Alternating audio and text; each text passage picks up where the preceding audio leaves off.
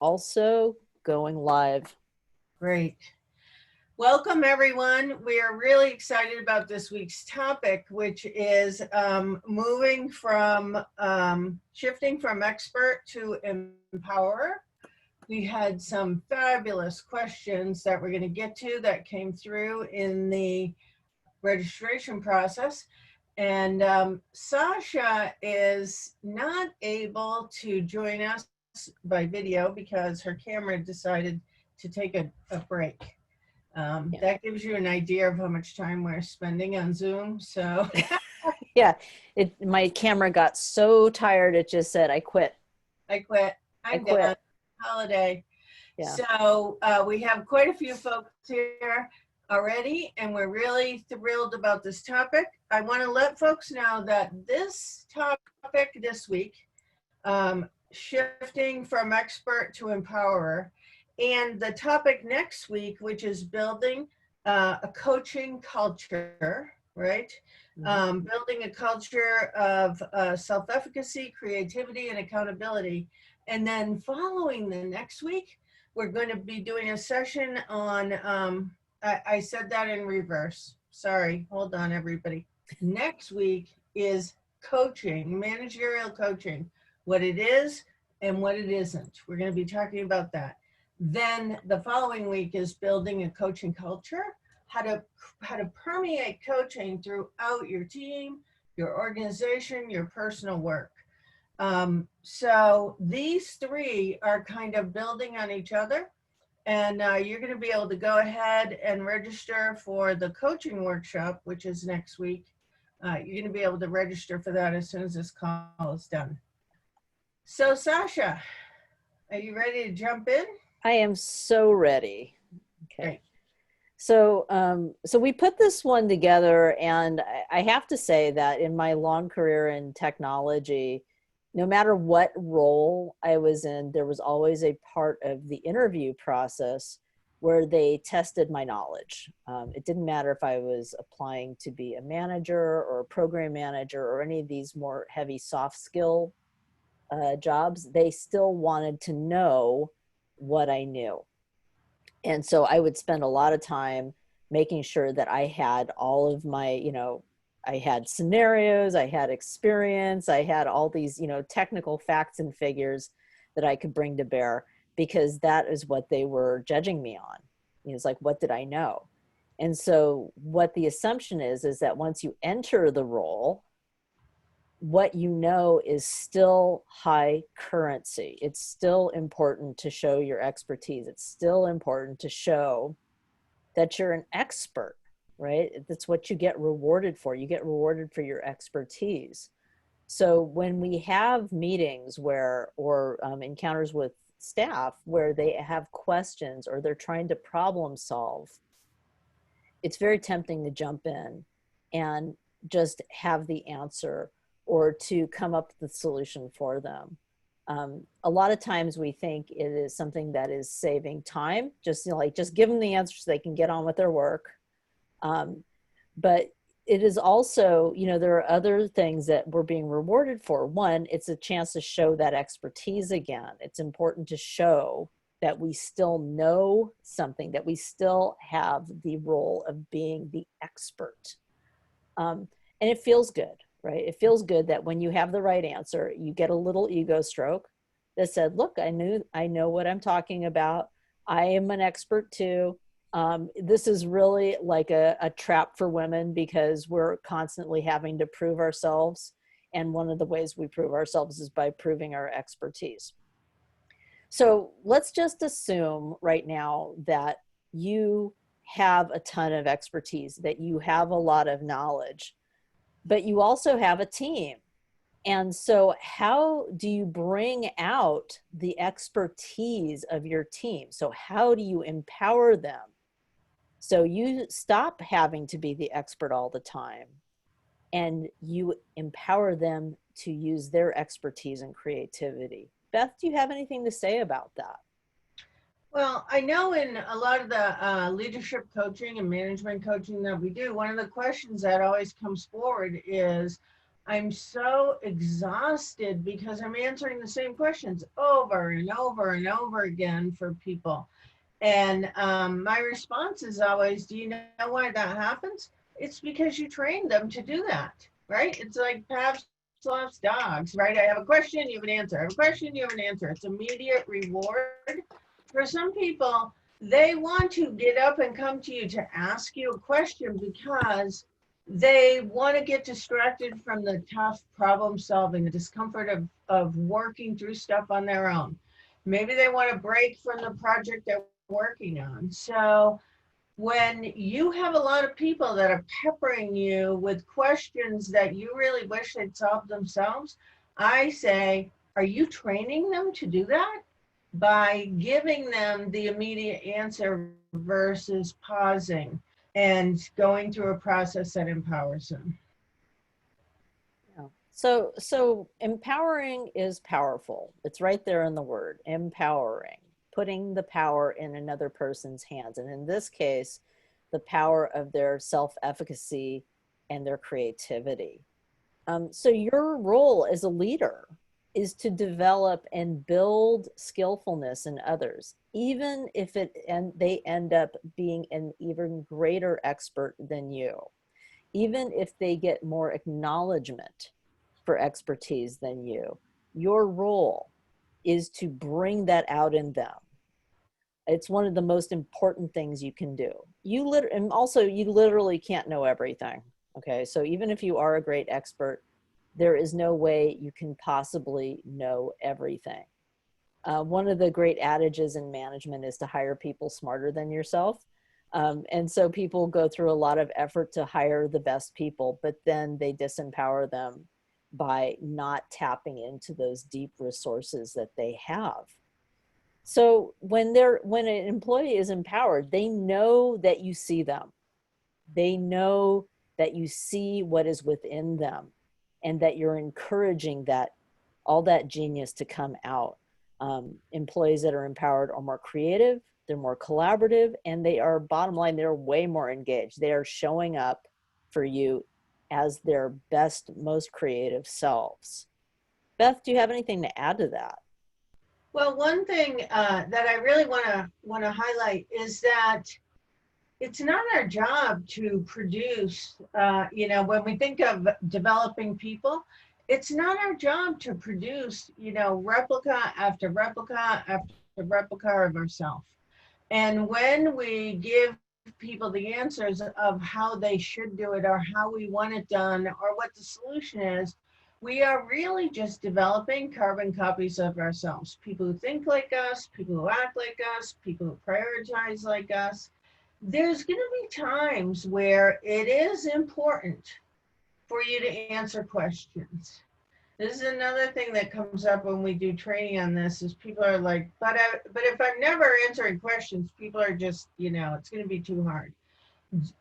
Is it something they don't yet know how to do? Do they need to develop skillfulness? Is it a high stakes question that having the answer be really specific is important for legal, financial, initiative moving reasons? You have to do that kind of an assessment and understand that. But just remember, if you are producing through your management, through your leadership, if you're producing carbon copies of yourself, you're simply creating an echo chamber and there's no room for innovation, growth, alternative solutions to problems, new ways of doing things, none of that. You develop a very stagnant culture and environment. And time, everything, technology is moving so fast right now that no work environment, regardless of what you do, can afford to be stagnant. It just cannot. Okay. So what are some steps to starting the empowerment process? This is like the number one. This is Beth and I's bread and butter. When we're doing NCD work, the thing that we teach as part of that is how to empower other people, and we use the pause. We Right. pause before somebody rushes to us with a question. We take a beat, and we consider the question before we rush in to give our answer, to weigh in, to give advice, to show our expertise. That is the first thing we do, is we take a pause. We stop reacting to people's needs and questions. We assess it, and we try to find out, as Beth was saying, using our own discernment, are they coming because they have a skill gap, right? Is there a area where they actually do need training? Or perhaps they didn't come in with, a complete set of skills. They came in with some skills, or they came in with a lot of skills, but they didn't come in with some particular skills. So the question is it actually a skill gap? Is there an emergency? Is this something where legal could be called in? Is this something where there's a lot of money on the line? Is this something where you need to bring more heads into the room before you answer, before you jump in and, try to answer something because you know something? Take a beat and ask yourself what level of emergency is existing, and try to determine, have they not fully tapped their own resources? Then you ask them, what is one thing they could do as a next step? Mm-hmm. Beth, what do you have to Well, say about that? this is literally hacking your brain, because your brain loves the hormonal hit that it gets when you quote unquote win, right? Someone asks you a question, you know the answer, ding, ding, ding, ding, ding, you're good, you're smart. You get a hormonal hit when that happens. It happens. And we all hunger for that, right? We all hunger to be seen and heard. So this is literally taking that pause so you can hack that system, because it's very automated. Nobody's bad for giving immediate answers. It's just that it's not the most productive way to develop and mentor and empower employees. And so hacking that and retraining yourself to take a breath and just pause for a moment and allow some space between the question and the answer. The question and the answer is very important. Often we want to jump right to giving an answer because we have a perception that the person who's struggling is in discomfort, and we get to save them from discomfort by providing the answer, right? Anybody who has kids or works with teenagers or whatever knows that the things that they learn the most about are not because you fixed it for them, you gave them the answer, you provided the information. It's because they had to struggle a little bit and come up with a solution that worked for them. So it's really important. I can't say enough that that pause is important. And following the pause, you can ask some questions. What's one thing you could do next? What have you thought of? What have you already tried? How have you seen someone else solve this problem? Getting someone from wanting an answer to moving to an action step is a critical part of this. So Beth, I want to hop in and just want to Yes, add something to this. I'd love that. This is a foundational skill for moving to teamwork. If you want to build teamwork, this is one of the most powerful things you can do, because it keeps you from being like the center of the wheel, right? Where individuals are going to you into the center and then they're going back out. Person goes into the center and then they go back out. They get what they need and then they go outside. So when you take yourself out of the center, you start to build a network. You start to build a network because people are then taught to think about a question in terms of not how do I get the answer to this, but how do I resolve this? Yes. And use the resources that are around me, using not just somebody else's answer, but building a solution with other people. And taking yourself out of that role is the way you make that happen. Know this, in the beginning, it might feel disconcerting. It might feel uncomfortable. Suddenly you're wondering, Why isn't anybody asking me? Do they need me? What is my role here? If it is not to be the expert, what is my role, right? You may begin to wonder what's happening that you don't know, what you don't know about. But the first night that you go home, that you're not totally exhausted, and you can actually spend some time with your family or do some kind of activity you want because you're not so worn out from answering questions all day, or you're not doing the work that you need to do at night because you got interrupted 800 times during the day with questions, you might actually begin to notice a difference. But in the beginning, don't be surprised if it feels uncomfortable, like putting on a brand new pair of shoes you never wore before, and you're like, "Ooh, wait a minute, that's rubbing differently, or that's holding my foot in a different position." It's going to take time to get used to this and get comfortable with it. That's why I practice it. See what works. Notice how people respond differently, and just feel your way into it. But I guarantee you the trade-off is going to be huge for you. One of the traps that you can easily fall into in this process is because you are not the center for all answers, that when people are coming up with solutions that did not originate with you, is that you want to look at it with a microscope. You Yeah. want to, you want to know what's happening. I worked for a man several years ago that he would have a meeting. He'd bring all the program managers into the room and he would review tasks with them, not the overall health of the program, not the direction, but individual tasks. He would ask about individual tasks. He was deeply uncomfortable not knowing what people were doing on an incremental level.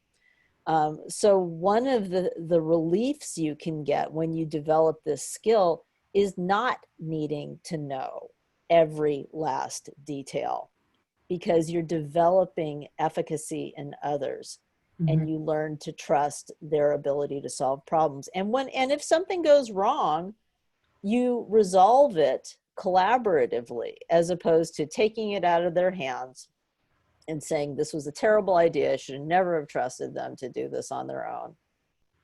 But you build trust and you build collaboration by coming to these solutions as a team.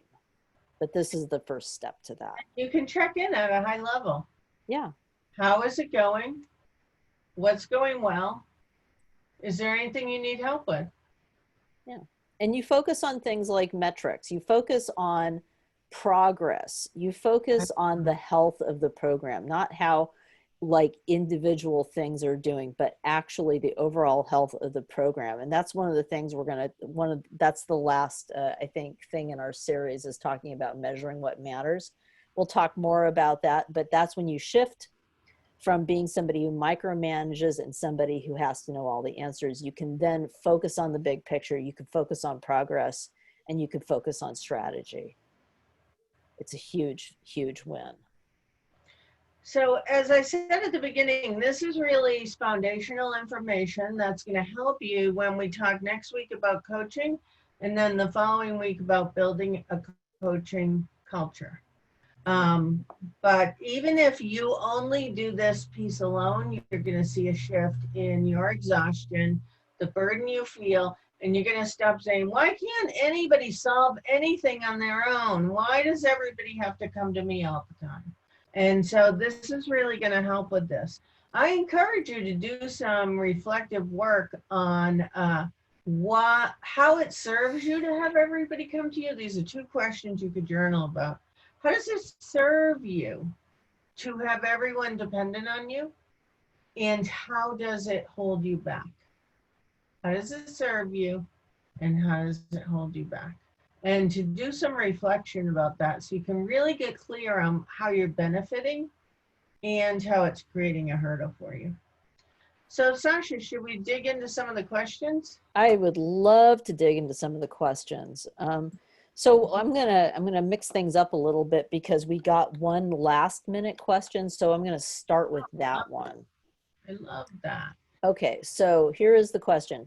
Is empowered and I think empowered staff, the same as leading from behind. So is empowering your staff the same as leading from behind? That's like one of those buzz phrases that was popular. It still comes up, but basically it is, when I hear of leading from behind, it means that you put the team in front, right? That you're promoting the team. So I could say that I could see how you could draw that conclusion. I'm not sure that it is that's an exact, that those are exactly the same. Yeah, synonymous. And for me, leading from behind, just when I hear those words, I haven't heard them for a while. I know that it was really popular to talk about leading from behind. We did 2 weeks, was it 2 weeks ago or last week? Time flies.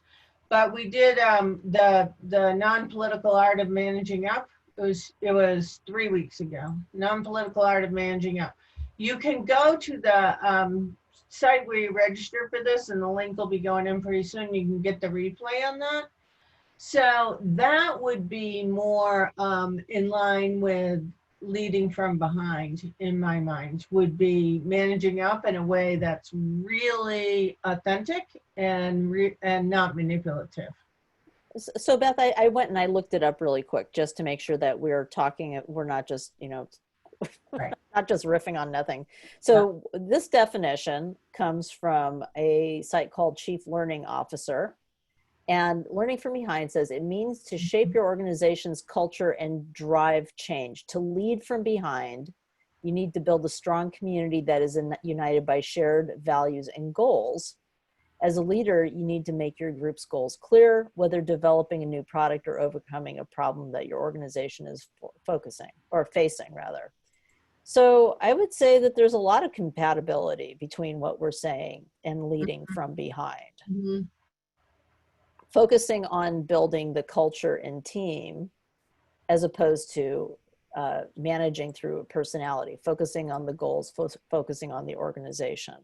The key piece I heard in there was in alignment with, and I don't remember exactly what you said, but in alignment with strategy, mission, goals, all of those things, right? Yeah, making the group's goals clear. All the work that we do, the whole premise of navigating challenging dialogue is based on leadership and management with the understanding of what is in the interest of the good of the whole. What are we all working towards? And so our dialogues, our decisions, is our communication, is our coaching, is our management, is our mentorship, all aligned with where we're trying to go. The assumption being that the good of the whole is the mission, the vision, and the strategic direction of the organization, right? Because this is a workplace-based program. So we're always assuming that you're leading using something real.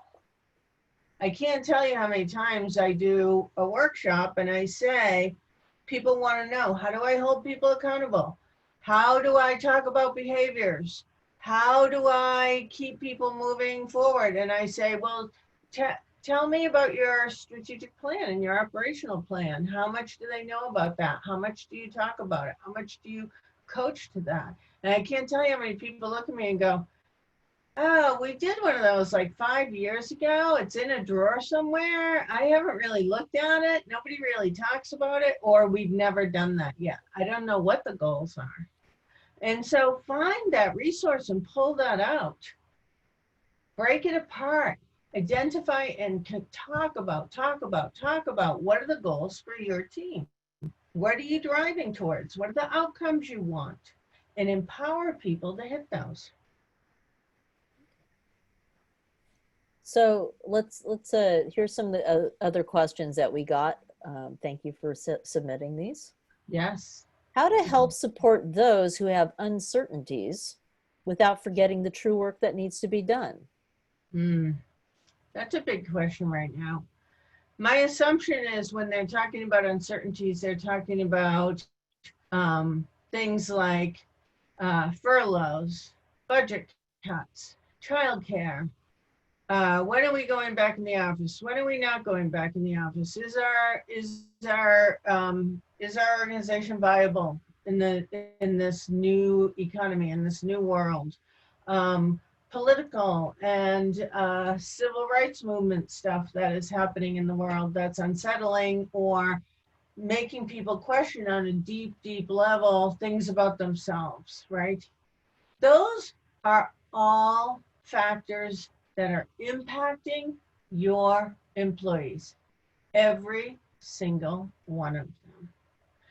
If you're someone who still believes that people should leave their personal lives at the door when they show up at work and come in and focus on the work and not bring personal stuff into the workplace, I encourage you to learn about how the brain works, how social and emotional intelligence works, and to understand that that is a mythology of the manufacturing age that is not accurate and it's not true.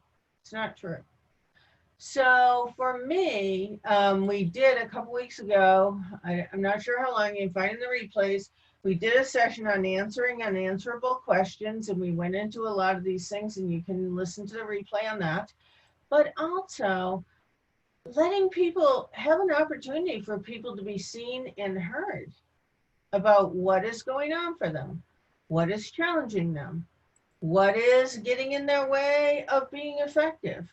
Our last one is going to be focusing on outcomes. And we talk a lot with our clients about outcomes, not hours, which I know some people are hourly and it goes against all kinds of stuff, but it still needs to be discussed. Sasha, what are your thoughts on this one? So, so once again, we can go back to, when you say the true work that needs to be done, we're talking about accountability. We're talking about the things that are important to your organization. It's your job to make sure that everybody understands what those are. In terms of, what is uncertain, we have a framework that we use. And the framework is, this is what I know, this is what I don't know, and this is what I can't talk about. So make sure that they are clear on what their expectations are, what the organization is still going for, what's important. Make sure that's really clear. The things you don't know, be transparent about it. Say, I do not know the answer to that question. When I have an answer, I will definitely share it with you. And the things that you can't talk about. You can't talk, there are all kinds of things you can't talk about. Cases, that the company may be engaged in. Other people's performance, things about other people that are in confidence. You cannot talk about those things. We use this framework, and it is one of the most helpful ways to help people with uncertainties, because the things you don't know are the things they don't know. Mm-hmm. And we Sasha and I just did a call with a client the other day who one of his managers underneath him was getting really wrapped up in people's personal strife, people's personal stories, and she didn't know how to back out of it. And it was really kind of sinking her, not only her time and focus, but her energy and her morale. And she really had crossed over from dealing with uncertainty in a way of, I see you and I hear you, and how can we develop systems so that you can get your work done even in the midst of all this uncertainty.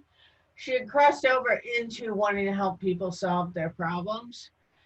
You have to be clear on what those boundaries are for you, and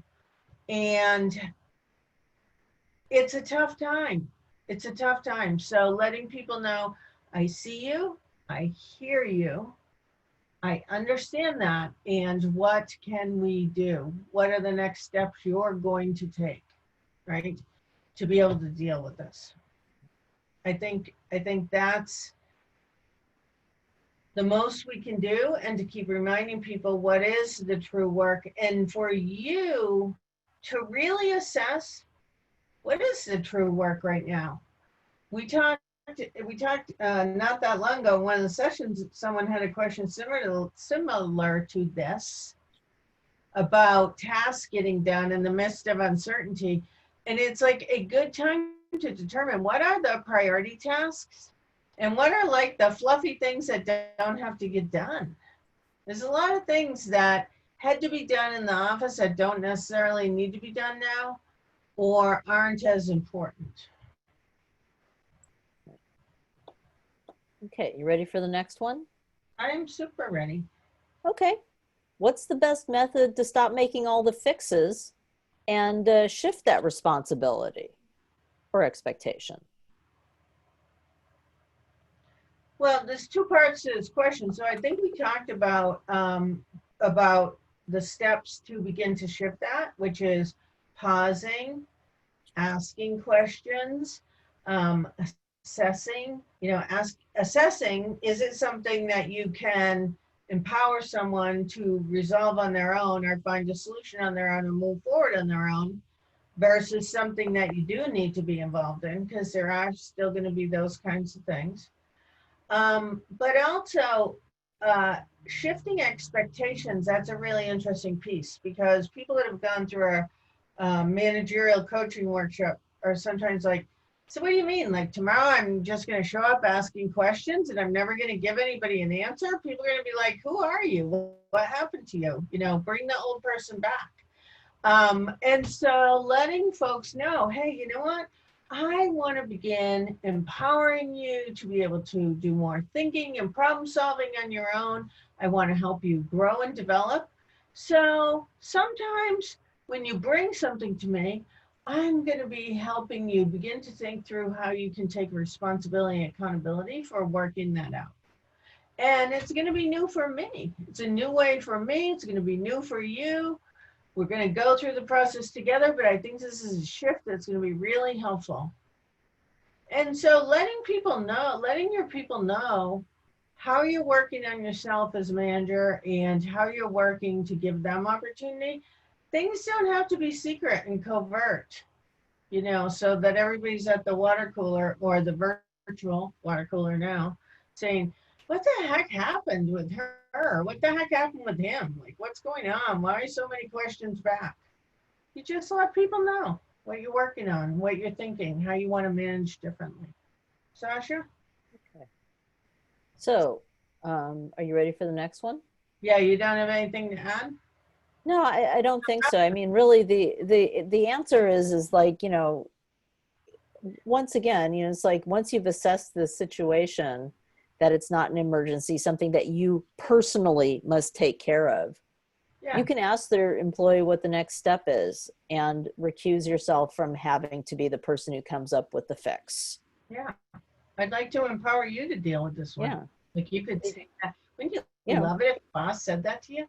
Part of the expectation is that you do have this. resourcefulness and creativity, right? That's an expectation I have of you. Yeah. Great. Okay. Ready. So on to the next one. When I empower the employee by showing them how to find their own answer, they go quiet. Avoid doing it. How do you know that they're going quiet to avoid doing it? How would you know that that's why they're going quiet? What might you do, Sasha, to find out about that? If I was in that conversation, I might say like, you've gotten kind of quiet. I'm curious what you're thinking right now. Yeah. What's happening for you right now? We forget that people process information at entirely different rates, right? So some people need to think about something for a couple hours. Some people want to know the context of why it's happening. Some people want to go and do research on it. And some people are like me. They just want to jump in and go and have the dialogue and figure out what the next steps are and everything. That is not always the best course of action, right? Sasha and I are very different in that way. Sasha wants to know the context. She wants to know what it's going to look like. I have a big note on my desk. I show this every once in a while to remind me to ask my team, ooh, what is the timeline? Who's going to do it? And what has to go for us to get this done? Because as soon as somebody throws something out or an idea out, I am running with it. I am like off to the races with no thoughts about context, what else we're doing, what the process might be. So checking in with someone who goes silent, just simply to say, huh, like Sasha said, I noticed that you've gotten quiet. What's happening for you right now? Well, I'm thinking about all the other things I have to do and how I'm going to do this. I'm thinking about the fact that, the vendor needs this answer by tomorrow, and you're asking me to do a whole new exploration process when you've got the answer right there. You may not know about that timeline. Or they may say, I just need some time to process it and think about it. And can we talk about it again tomorrow? Yeah, absolutely. But ask why they went quiet, because I'd love for the person who asked this, if they're here, to put something in the chat. But do you know what the quiet means? Do you know that for a fact? And also you may uncover that your employee actually does not think they're up to the challenge. So there's a growth gap, right? This is an opportunity for them to grow. And guess what? Growth is uncomfortable. Yeah. If growth was easy, people would be growing out of bounds, but growth is uncomfortable. It's uncomfortable to become taller. It's uncomfortable to go through adolescence. It's uncomfortable to recognize your blind spots. It's uncomfortable to get, tested on a new skill. All of it is uncomfortable. So I just want you to know, you are not the comforter in chief. Your role is not to be necessarily their comfort, but to hold space for them to lean into that feeling and to be there with them. You don't have to let them fall, but you can just to be there and recognize the fact that they're struggling. And so if the response you get is, I have no idea how to do this. Oh, okay, I hear that. What do you think your first step might be? Right? You just want to help people identify what's the first thing you might do that will get you closer to being able to do it. Well, I could research. I could find someone who's done it before. I could ask questions. I could whatever. Part of growth is breaking it down, right, into bite-sized pieces. And so that's the entree into coaching. Okay. Ready for the next one? I'm ready. All right, here we go. I wonder what you do if I said I'm not ready, because I always say I'm ready every time. I'm ready. I know. I love it. You've trained me to expect your readiness. Thank you. I just expect your readiness. I'm pretty ready. Good training. Good training, Beth. Okay. How do I manage to lead different teams in such a way that they feel free to act and still belong together? Can you repeat that? Absolutely. How do I manage to lead different teams in such a way that they feel free to act and still belong together? So my vision of that is to think of several small groups, several small teams that perhaps have their own goals and agenda, but also working together and interacting as a larger organization. If you recognize this question as your own and you want to add nuance to it, you can add it in the chat. Just want to make sure that we're getting it right. But so for me, what I think the situation is this person supervises a couple different teams, and the teams see themselves as separate, right? Different. But if they're within the same organization and the organization has a mission or their vision or the top goals they're working towards, and then they have their strategic plan or their operational plan, Um, the functions have to intersect at some level, right? To be able to keep moving things up and achieve whatever that top good of the whole piece is. So, I mean, I would encourage bringing teams together at a certain period of time to talk about that shared responsibility for those higher level goals, making sure that they really understand where the connections are, where the bridges are, where and how they lift each other up to be able to keep things moving forward. And if we are not hitting that on the head, so to speak, you can either contact us later to reiterate your question or put something in the chat. Um, So I got a message on this, and so the context is correct. The context is correct for this. And I just want to add that when when you have, a bunch of satellite teams reporting into the same organization, one, make sure that everybody understands what the overarching goals of the organization are and can tie their work back to those goals. So transparency about the work that you're doing and how it all contributes to the same goals is the way you tie teamwork together. Because if one team says, oh, you're working on, there's a concept called siloing where teams work in complete secrecy. They work on their goals, they have their heads down, they're working, and nobody can really see what's going on in that silo. So this is a remedy against siloing. You want to make sure that people are, they can talk openly about what the team is working on and tie it back so that other teams, when they say, oh, we're working on something that's similar, maybe we should work on your idea with you, or maybe we should step back, or perhaps you can lend some resources to us because this what we're working on can up level what we're the original problem. and you have to be really, really in a place of self management and total cleanness around how you talk about different teams, right?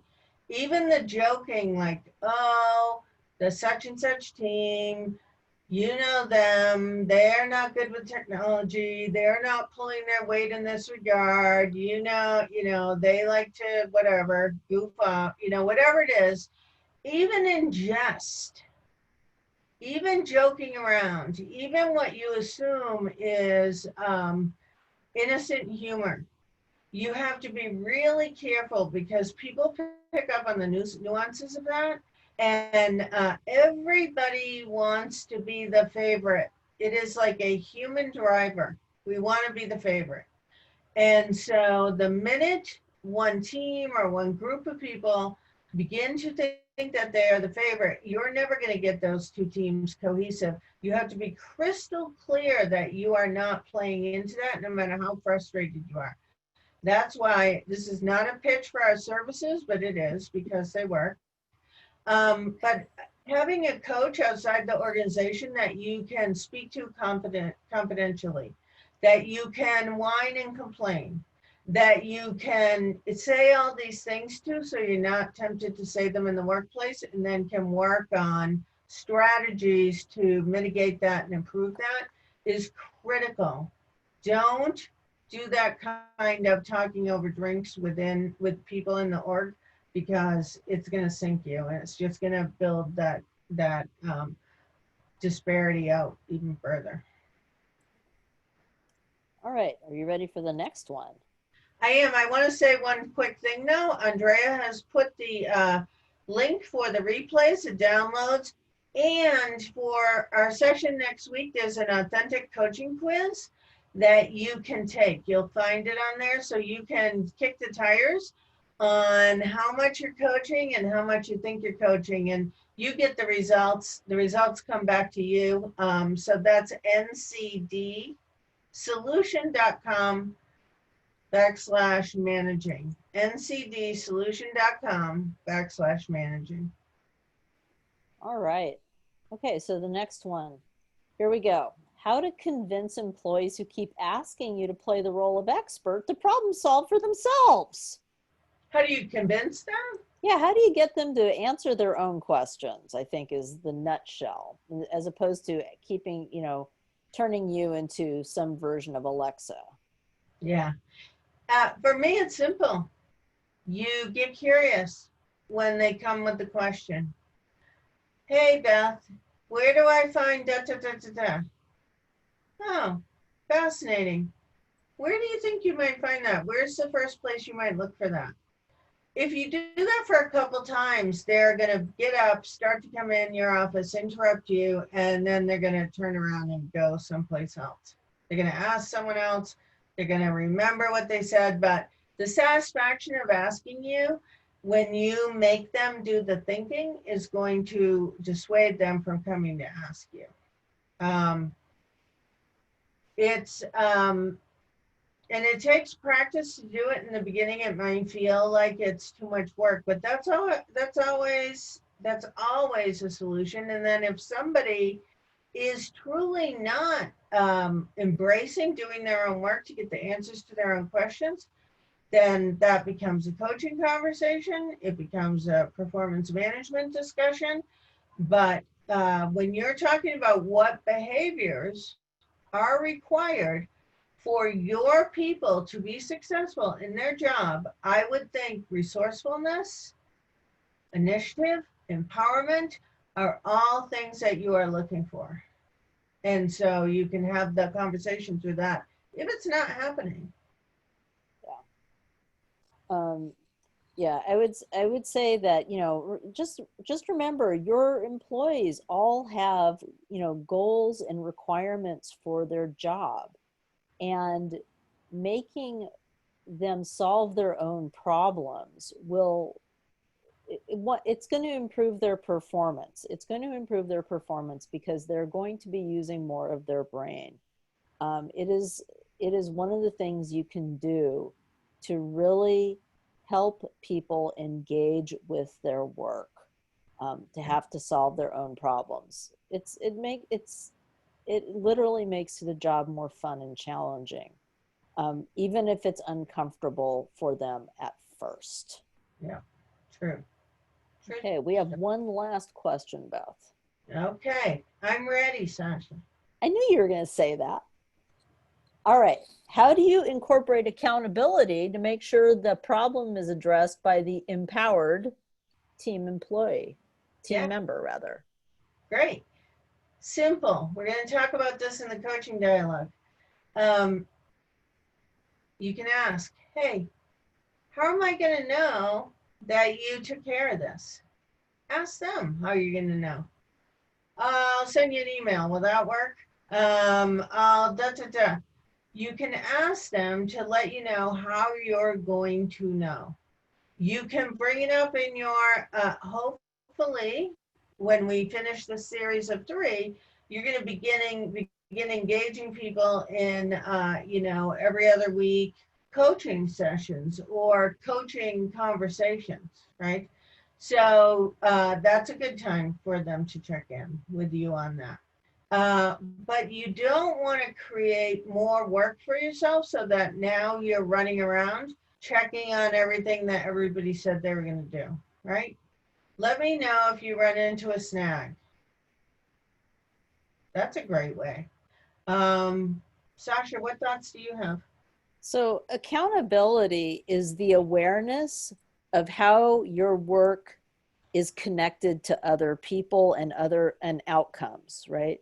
So, if you as a manager are focusing on the outcomes, Right. and that person's work is very transparently part of a greater web of accomplishment, accountability is very natural.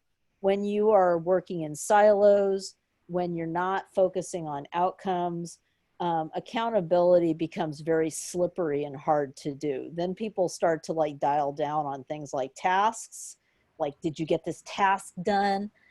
Without building the awareness in the person of how their work actually matters, right?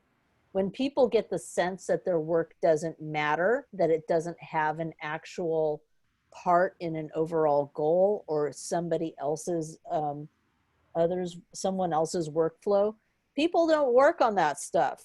They know, they know their work isn't important. Mhm. And, you know, even though they may just be squirreling along, you're certainly not getting accountability from them. So accountability is always based in how work affects other people and making sure that people are connecting on that. And so an empowered team member would be taking responsibility for their work. They would be taking responsibility for their outcomes. They would be aware that what they are doing matters to someone else. That's accountability. So you build that by making sure, one, we'll go back to this point, that everybody knows what it is that is important, what the most important things are, and measuring by how you hit outcomes relative to that. So that's accountability in a nutshell.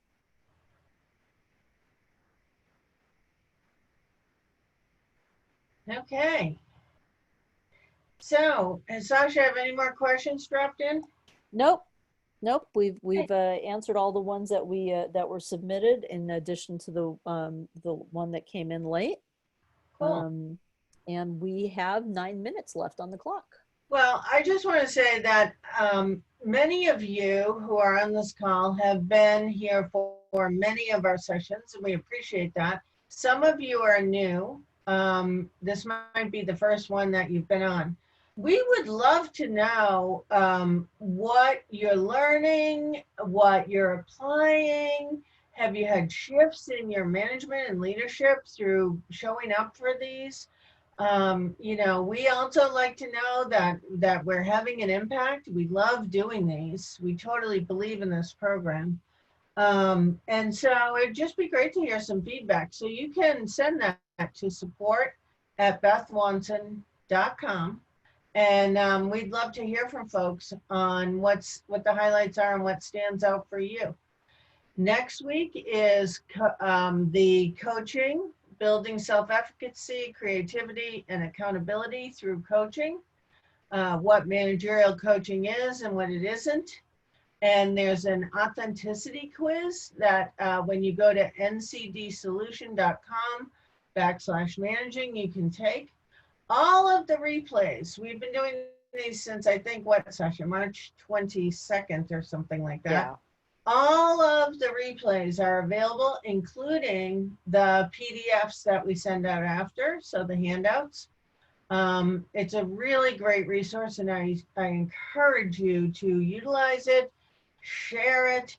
You know, my mission when I started this program, like 10 or 12 years ago, was that the burden of unskilled leadership and managership should not be on the employees. Workplaces can be healthy, workplaces can be empowering, conflict can be positive, and that's what NCD is about. That's what we are trying to do, is change the trajectory of how people collaborate, communicate, and show up at work. And so we encourage you to share this and let other folks know about it. And we look forward to connecting with you next week. So if you're interested, go and sign up, and we'll see you then. All right. Thanks, everybody. Thanks.